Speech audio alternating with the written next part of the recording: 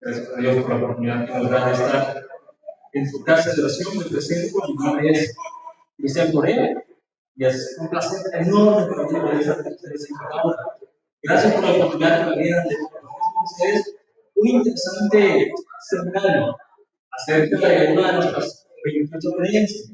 Precisamente la creencia número 18 nos habla respecto al espíritu de la profecía. Aquí se nos hace el énfasis de que como adventistas creemos que Elena de White es una profetisa que Dios levantó para el final de los tiempos. Antes de iniciar este seminario, bueno, quiero decir comentar, me acompañan inclinando su rostro y teniendo una oración. Oremos. Padre nuestro, gracias te damos porque nos permites estar en este lugar. Ahora que vamos a ver este tema tan importante, que pedimos que nos abras la mente y el entendimiento para que al ver estas preguntas podamos estar afianzados en la verdad. Te pedimos que perdamos nuestros pecados en el nombre de Jesús. Amén. Muy bien, queridos hermanos, vamos a responder en esta oportunidad 4 preguntas que se hacen respecto a la Elena de White. Número 1 es: ¿la secretaria de Elena de White escribió El Camino a Cristo? Número 2, ¿dijo Elena de White que había hablado con su fallecido esposo en una visión? Número 3, ¿por qué Elena y Jaime White tienen un obelisco en sus tumbas? Y número 4, ¿falló la profecía de Elena de White en 1856? A lo largo de los años, queridos hermanos, han surgido dudas, preguntas, afirmaciones, rumores respecto a la vida y el ministerio y los escritos de Elena de White.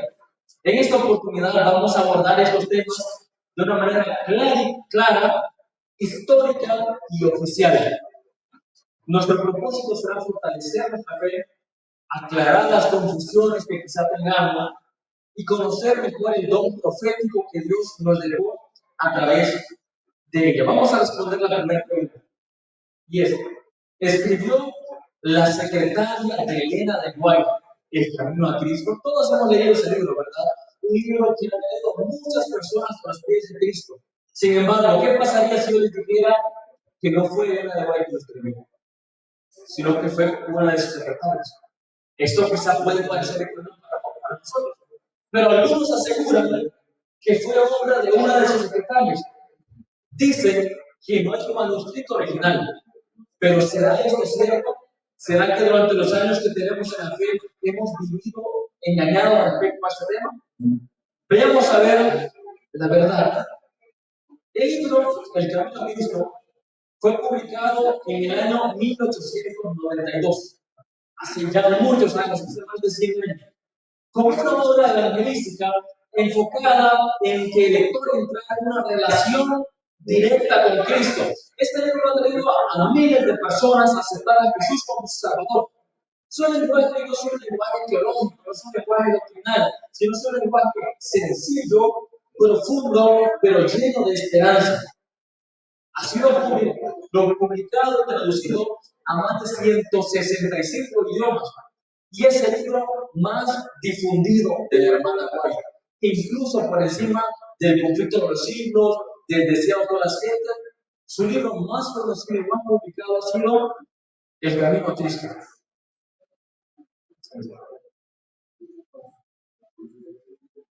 Muchas gracias. ¿Por qué surgió este rumor?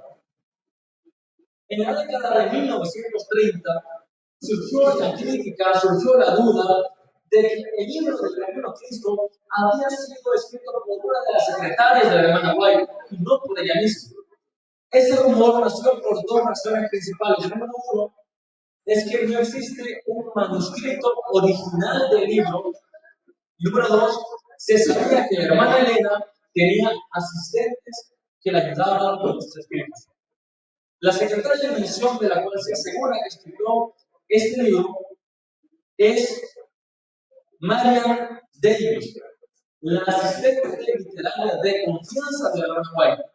Sin embargo, esta mujer devota, cristiana, muy entregada, no era escritora, no era teóloga. Su única función era buscar escritos anteriores de la hermana White y organizar el material según los temas en desarrollo. La hermana Elena White supervisaba todo el proceso. Ella decía qué incluir, qué corregir y qué parte necesitaba un contenido.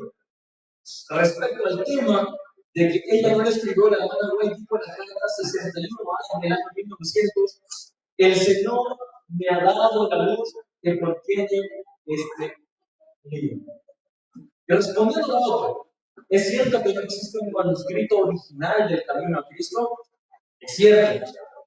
El Camino a Cristo no es un libro que la hermana Elena se sentó a escribirlo palabra por palabra, página por página, sino que en los últimos años de la vida de la hermana White era muy común que ella propusiera un tema en general. Por ejemplo, vamos a hablar de la venida de Cristo. Entonces ella no se sentaba a escribir palabra por palabra, sino que le decía a sus asistentes literarias que buscaran en sus cartas, en las publicaciones que había hecho antes, textos que encajaran con lo que ella quería dar. Luego indicaba a sus asistentes que buscaran lo que le mencioné en los diferentes escritos que ella había hecho antes. D. Robinson, un colaborador cercano a Elena y testigo de su ministerio, refutó la acusación mostrando que muchas partes del libro que nosotros conocemos como el Camino a Cristo habían sido escritas años antes de la publicación de él, en algunas cartas y artículos, y que el contenido doctrinal y el estilo literario del libro son 100% de la hermana Elena. Entonces, si nos dice, es cierto que la hermana Elena no escribió el Camino a Cristo, le podemos decir que sí, ella fue la autora, solamente que no se sentó a escribirlo palabra por palabra, ni página por página, sino que hizo un bosquejo de sus publicaciones anteriores para lograr el resultado que buscaba. La segunda pregunta es un tantito interesante y un poco misteriosa, porque algunas personas creen que el líder de White aseguró en una visión que había hablado con su esposo, el pastor Harry White, cuando ella ya había fallecido. Algunos aseguran incluso que ella se comunicó con los muertos y la acusan de practicar espiritismo. Y parece todo como una profetisa hablando con un muerto, con un difunto. El matrimonio de los White duró aproximadamente 35 años. 35 años en que ellos dedicaron su vida al ministerio, al pastorado, a las orientaciones, a las consejerías. Fueron los pioneros, fundadores de nuestra iglesia, compartieron trabajo, visión y luchas. De ese matrimonio procrearon 4 hijos.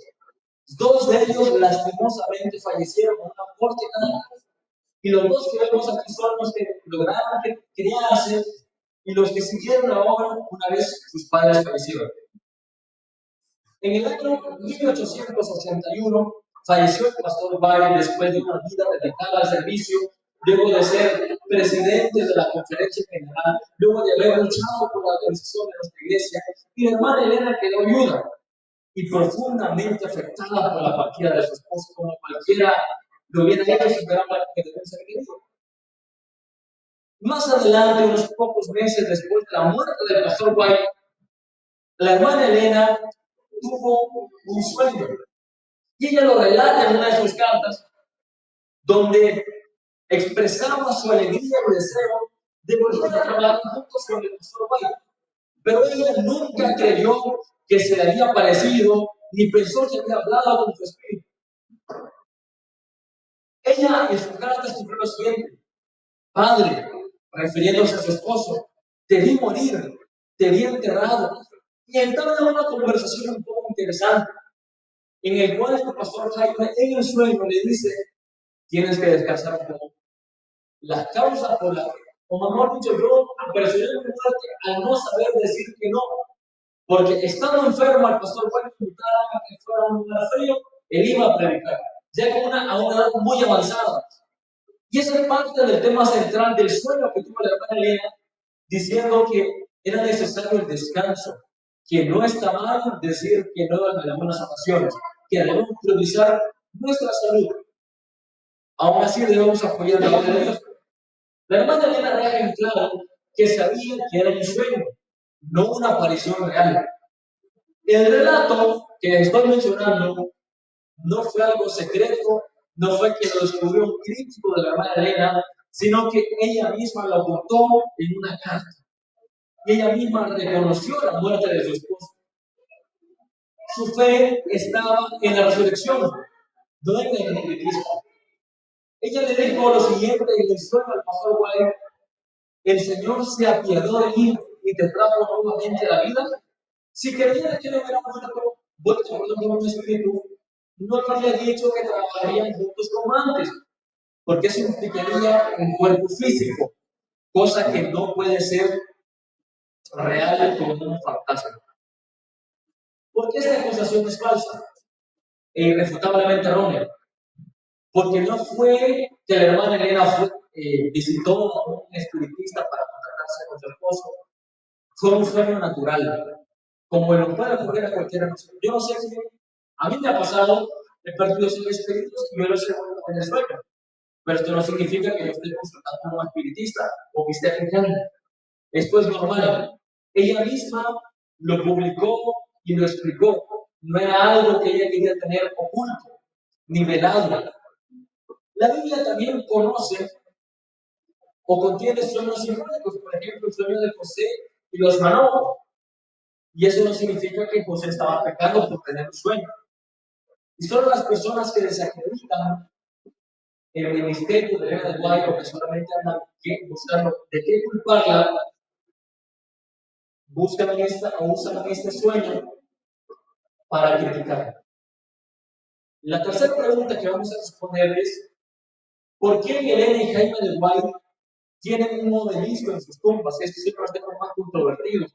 Este es un tema que a lo largo de los años ha generado mucha polémica, críticas, diciendo que el hermano era parte de una secta llamada la secta de los masones. Y uno de los argumentos que ellos utilizan mucho es porque en la tumba de Elena y de Jaime Guada hay un obelisco. Pero ¿será que hay un mensaje oculto detrás de esto? ¿Hay un mensaje secreto? ¿Qué dice la historia realmente? Aquí vemos la tumba de la hermana, la tumba de la familia White. Vemos este obelisco, hay uno muy famoso en Argentina, hay obeliscos por Estados Unidos y por toda parte del mundo hay obeliscos. También en el antiguo Egipto se utilizaba esto como símbolo pagano. Y algunos se sorprenden al ver esta figura en el terreno de la familia White, ya que este tipo de monumentos está asociado con el paganismo egipcio y más recientemente con símbolos masónicos. Algunos concluyen que esto es una prueba de la supuesta conexión de la familia White y la masonería. Y esto es un dato comprobado. Si nosotros tenemos la oportunidad de visitar el cementerio donde fue enterrada la hermana Elena y vamos a su tumba, vamos a ver este monumento levantado, es increíble. Pero ¿qué es esto realmente? En el terreno donde están sepultados la familia White, no solamente Elena y su esposo, hay un solo obelisco, no dos. Esta no es una lápida personal, sino que es un marcador familiar, es un distintivo de la familia White. Esto era muy común en los cementerios en el siglo XIX. En el cementerio de Barrio precisamente, donde fue enterrada la hermana White, vemos decenas y cientos de tumbas que tienen obeliscos para diferenciar una familia de la otra. Hay dos razones que podemos argumentar que sean ciertas. Número uno, es que como lo estoy mencionando, este era un distintivo de la familia. O número dos, era que todos los que están enterrados ahí eran masones. Sin embargo, esto era algo muy tradicional en el siglo XIX.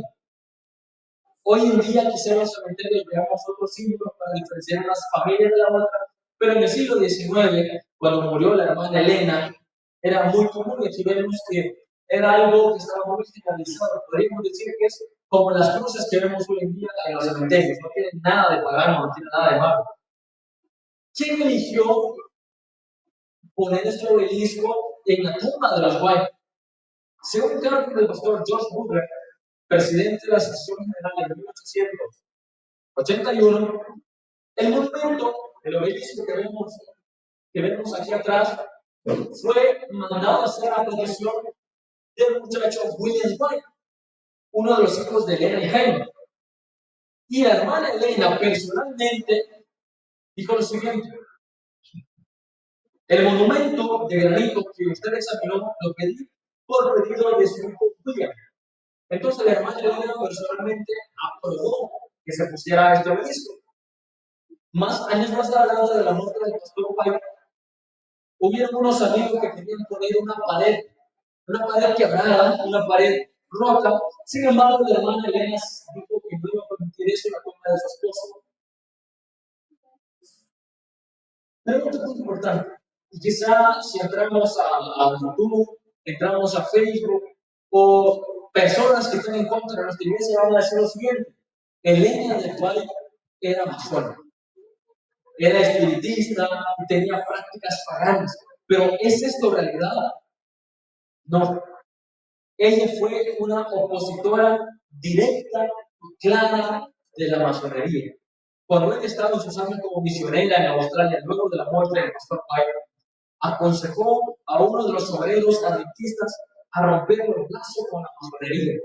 Y dijo: hermano, el Señor me ha revelado que usted está por caminos inciertos, que está reuniéndose con una secta. Yo le recomiendo que se aparte de ella. Y también advirtió fuertemente contra organizaciones secretas. Esto lo podemos ver en el evangelismo, página 448 a 452, y en mensajes selectos como dos páginas 138 y 161. Y el simbolismo pagano. ¿Qué significa entonces el obelisco? Aunque es cierto, y cabe mencionar que en las culturas antiguas paganas, como en Egipto, como lo mencionamos en su momento, era utilizado para la adoración a los dioses, su significado había cambiado rotundamente en el siglo XIX. Los símbolos no son absolutos, cambian según el tiempo y la cultura. Y en el cual los primeros de la iglesia no daban ese significado oculto al obelisco. Por ejemplo, la cruz. ¿Qué simbolizaba la cruz para los judíos, hermanos?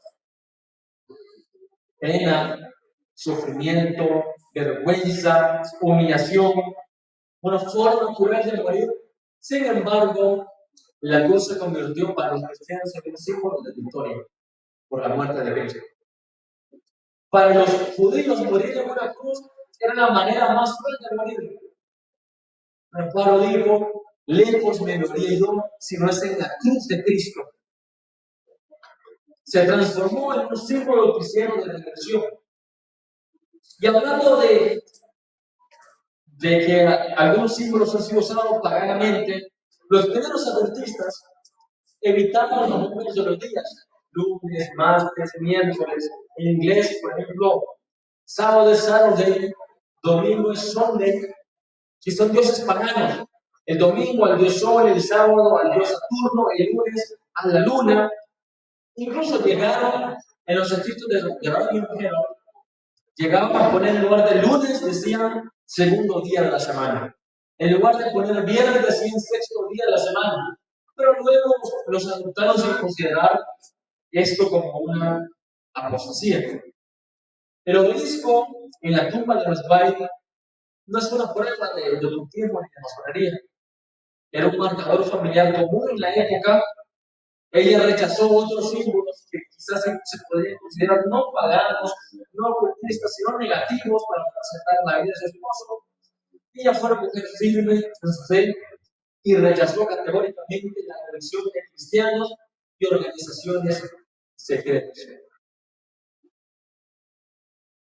Y vamos a la última pregunta. Este seminario es cortito, hermano. Falló la profecía de Elena de White en 1856. Una de las claras evidencias de que un profeta viene de parte de Dios es que su profecía, ¿qué pasa? Su profecía se cumple.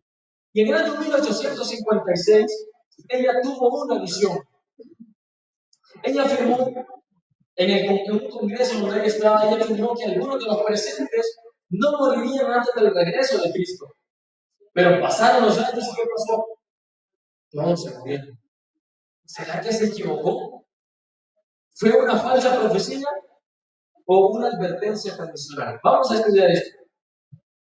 Durante una conferencia en el año 1856, Elena de White tuvo una visión en la cual vio a los asistentes de la reunión, así como estamos ahora, y según el relato que ella miró, un ángel le dijo lo siguiente, cito textualmente: algunos serán alimento para los gusanos, otros sujetos a las 7 últimas plagas, otros vivirán y permanecerán en la tierra para ser trasladados en la venida de Cristo. Eso fue lo que ella vio.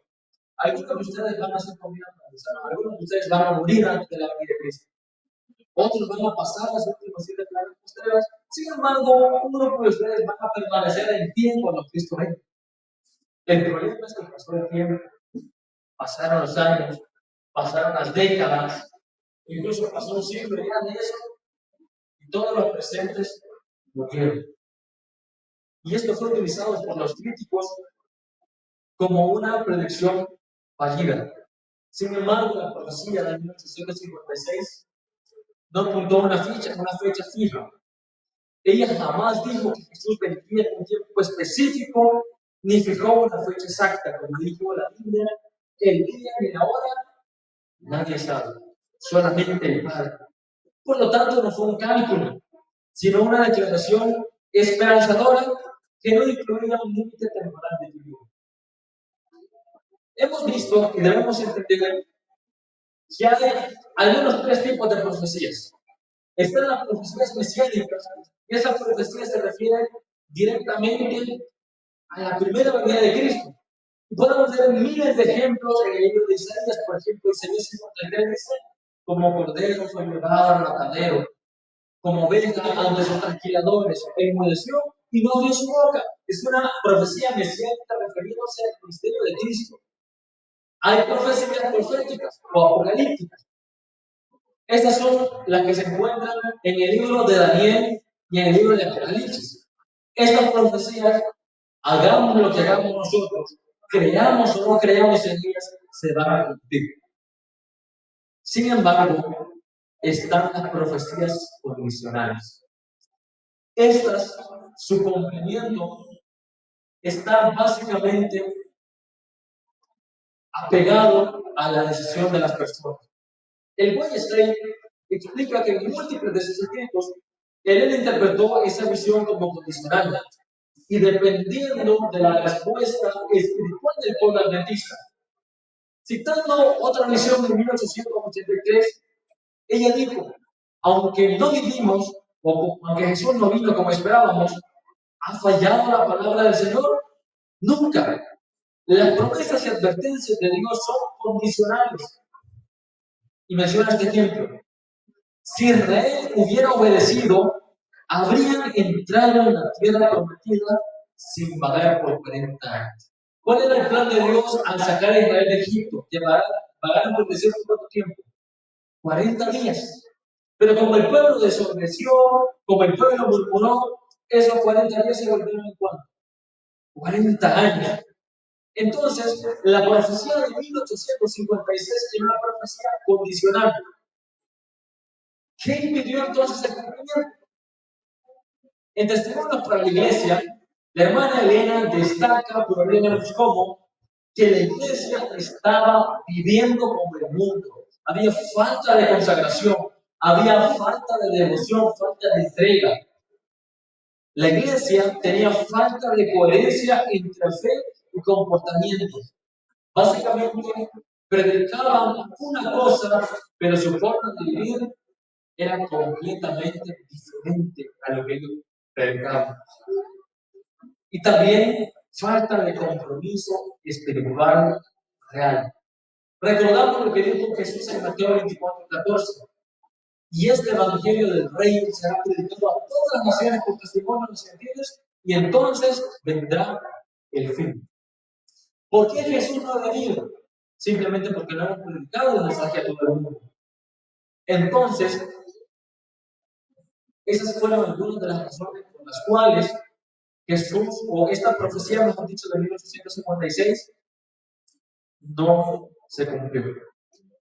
Posteriormente identificó el espíritu de la iglesia como similar al de la Odisea, tibio y sin entrega total.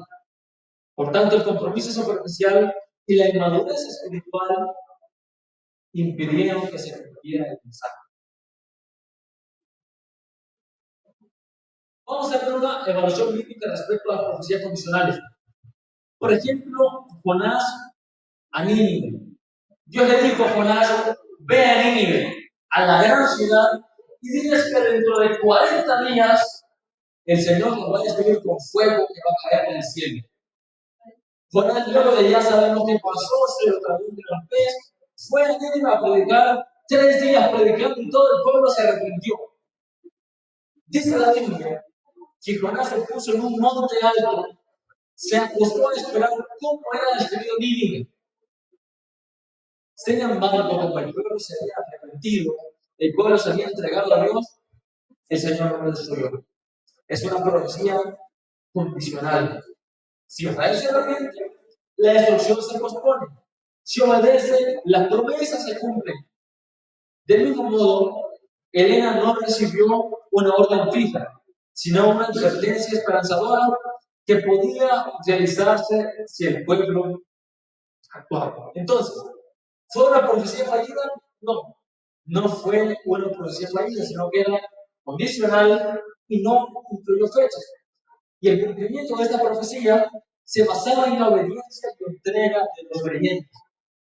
Dios no cambia de palabra, pero frecuentemente se reserva el derecho a impedir o postergar el cumplimiento si el pueblo falla. Queridos hermanos, hemos estudiado en esta oportunidad 4 preguntas muy importantes que quizás nos puedan hacer dudar del ministerio profético de la hermana Elena. Número 1, pensando que ella no fue la autora del camino a Cristo, las evidencias dicen que sí fue él. Simplemente utilizaba a sus asistentes literarios para que le ayudaran a compilar el material que ella quería estampar, por así decirlo, en el nuevo libro publicado. Vimos que Elena White en un momento dijo que había hablado con su esposo muerto, sino que solamente contó un sueño que ella tuvo, como cualquiera de nosotros no puede tener. El obelisco no es símbolo de masonería, la hermana Elena no era masona, simplemente era un símbolo que diferenciaba el predio o la tumba de sus familiares con la de las demás familias. Y la profecía de 1856 no fue una profecía fallida, sino que lastimosamente el pueblo no se preparó, el pueblo no se entregó y por lo tanto el Señor no pudo cumplir lo que tanto quería. No sé, ahora vamos a tener un segmento de preguntas respecto, quizá alguna duda que haya quedado en el seminario o alguna otra pregunta que tengamos respecto al ministerio profético de la hermana Elena. No sé si tienen ustedes alguna pregunta más, estamos aquí para responderlo en cuanto podamos hacerlo. Hermano.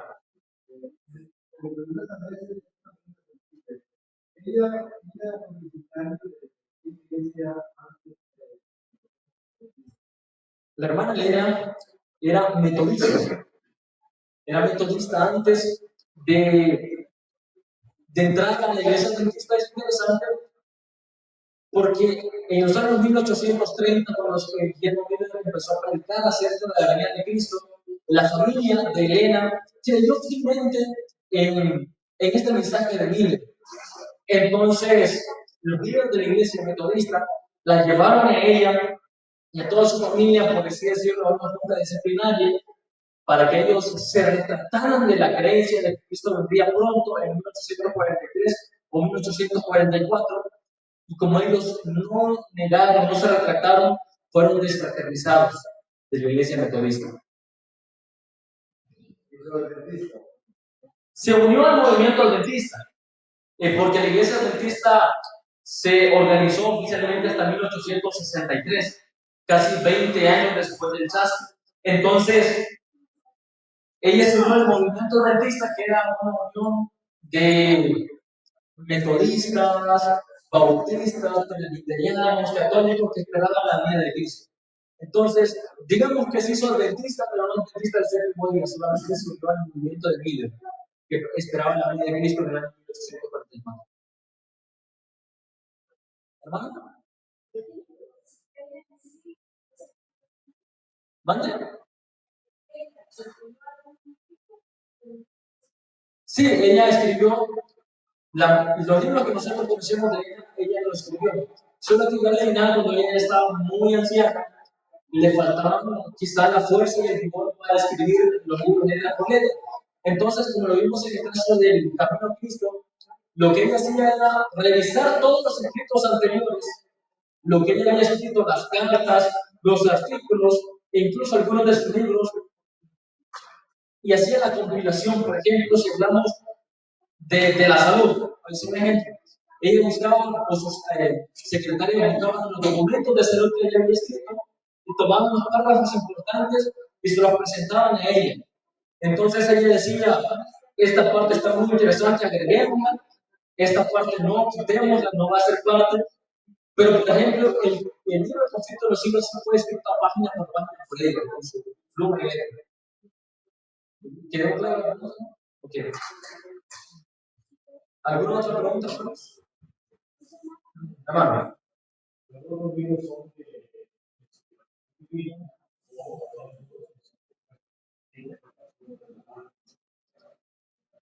Las más de 100.000 páginas de la hermana Elena White son 100% inspiración divina. Ella siempre le pedía a Dios y a Dios le revelaba en sueños y visiones lo que ella debía escribir. Sin embargo, en algunos de esos libros, ella citaba a otros autores cristianos como para aclarar sus ideas. Pero sí podemos decir que la hermana Elena siempre terminó inspirada por el Santo. Hermano. ¿Cuántos años tenía cuando murió Elena de White? Eso ahorita se lo digo. ¿No? Tenía aproximadamente, murió a la edad de 87 años. Nació el 26 de noviembre de 1827 y murió el 16 de julio de 1915, a la edad de 87 años. ¿Alguna otra pregunta?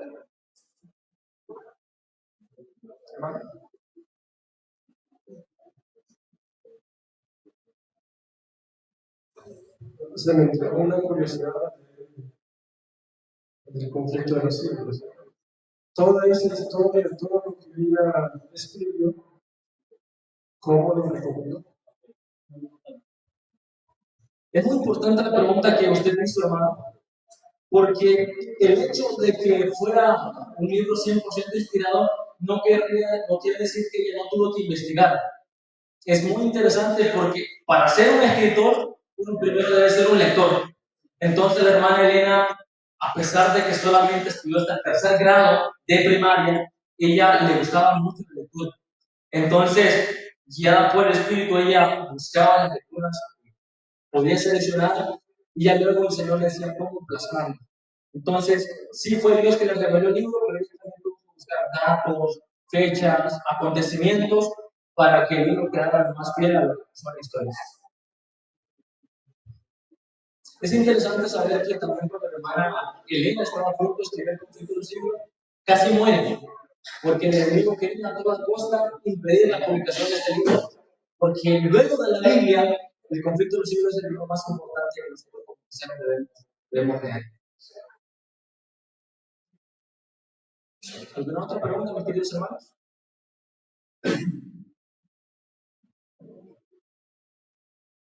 Si no hay ninguna otra pregunta, ¿qué les parece si, bueno, voy a compartir este texto que se encuentra en Segunda de Crónicas 20:20. En la última parte dice: creed en Jehová vuestro Dios y estaréis seguros.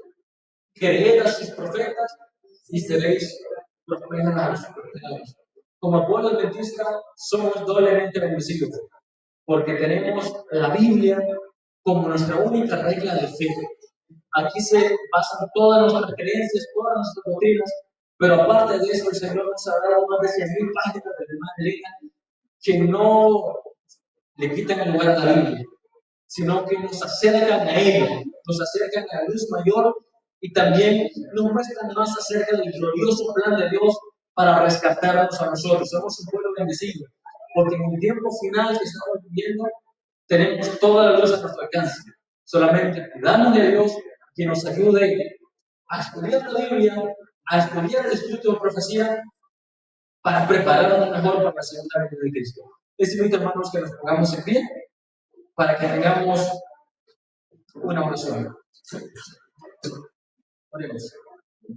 Padre nuestro que te guardas a los cielos, te damos gracias, porque en esta hora nos permitiste aprender un poco más acerca del ministerio profético de la hermana Elena Guerra. Te damos gracias por su ministerio, porque a través de su obra, de su trabajo, muchas personas han conocido acerca de Cristo Jesús. Te pedimos que nos ayudes a estudiar la palabra y a comparar los efectos de ella a la luz de la Biblia, para que cuando vengan las dudas, cuando vengan las críticas, cuando vengan las mentiras, nosotros podamos estar afirmados en lo que hemos creído. Te pedimos que nos bendigas ahora que estamos iniciando una nueva semana, que tu Espíritu nos acompañe y que esta semana nos ayude a prepararnos para tu pronta venida. Perdona nuestros pecados, bendice a los hermanos de la iglesia aquí presentes, bendice sus vidas, sus familias, y todo lo que hagan pueda prosperar. Te lo pedimos todo esto en el nombre de Cristo Jesús. Amén.